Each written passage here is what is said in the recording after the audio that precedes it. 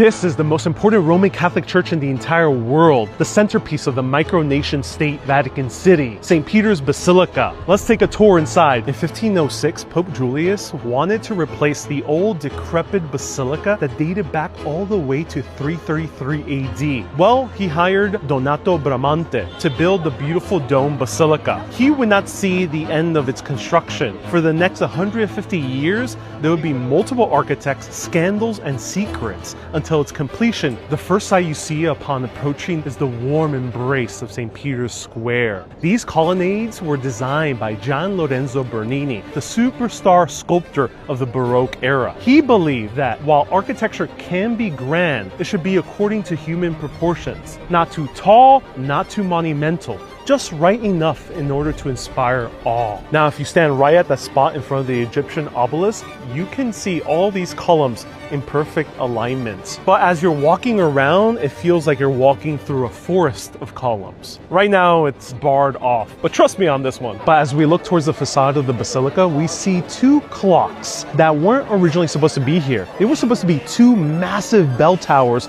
to beautifully frame the dome, also designed by Gian Lorenzo Bernini. But he made a terrible miscalculation because it started cracking under its own weight during construction. This panicked the cardinals, and they met and decided to destroy it by 1646. The first thing we see is a nave that is over 600 feet long. But why is the basilica located right in this location? Well, deep underground below our feet is a necropolis that contains the tomb of St. Peter. This is truly one of the most magnificent places I've ever visited. Every time I come here, I'm blown away just by the sheer detail of everything. And inside we have the masterpiece by Michelangelo when he was commissioned to sculpt this only when he was 23 years old. It's Jesus on the arms of his mother Mary after he was crucified. It is called the Pietà, and you can even feel the weight of Jesus in his mother's arms. Okay, right here is a cool touch in terms of incorporating modern elements into this gorgeous Baroque church, is that they obviously put speakers because there's a lot of events here, but they painted the speakers like if they were marble.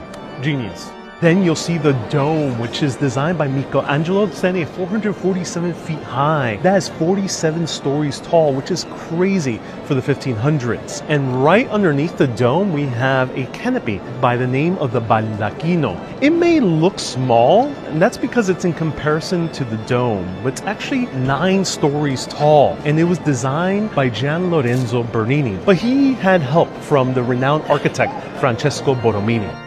Of course, there's many other secrets and stories in this basilica. Be sure to keep your eyes open as you're looking around. Stay curious, my friends.